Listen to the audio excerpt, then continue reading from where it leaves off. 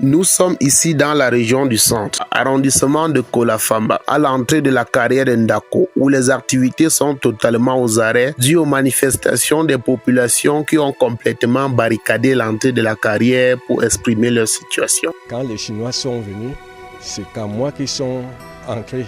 Et c'est moi qui ai amené ces gens en brousse, parce que la carrière là, c'est dans notre site.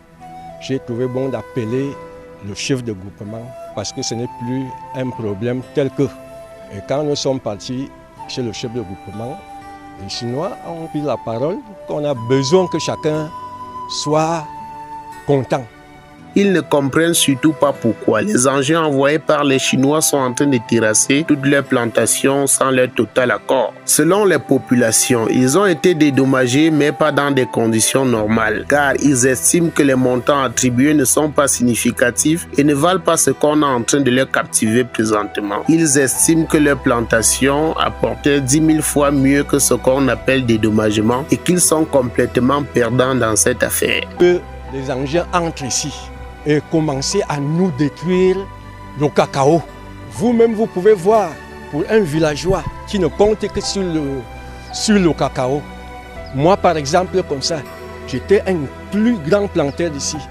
Par une seule vente, j'ai plus d'1 million de francs. Je me suis retrouvé à 3 millions et poussière comme dédommagement. L'on signale quand même que tout un ensemble de mesures a été prise avec notamment le recensement des parcelles, les descentes sur le terrain avec des commissions et que les versements ont été faits en totalité par l'entreprise chinoise qui devait dédommager les populations. À la commande de ces indemnisations, il y a toute une commission qui est commise par le préfet.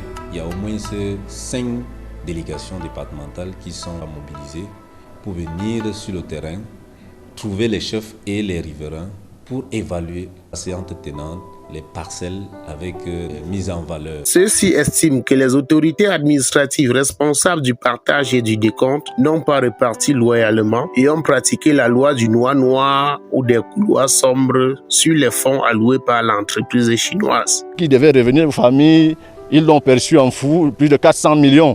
Plus de 400 millions, il faut qu'on dise les choses comme telles qu'elles doivent être dites. Plus de 400 millions. Par le préfet, il s'appelait Ndigdan. Il m'a dit en face que le Cameroun n'est pas parfait. Au vu de la situation, les autorités administratives, les forces de maintien de l'ordre et le délégué départemental des mines sont arrivés sur le terrain et les barricades ont été enlevées. Mais les populations estiment qu'on les a sombrés dans une misère totale où ils mangeront leurs souffrances continuellement sans défense ni récompense. Je suis Adrien Bébé Tondifo pour RCH Télévision, Oued Annecy.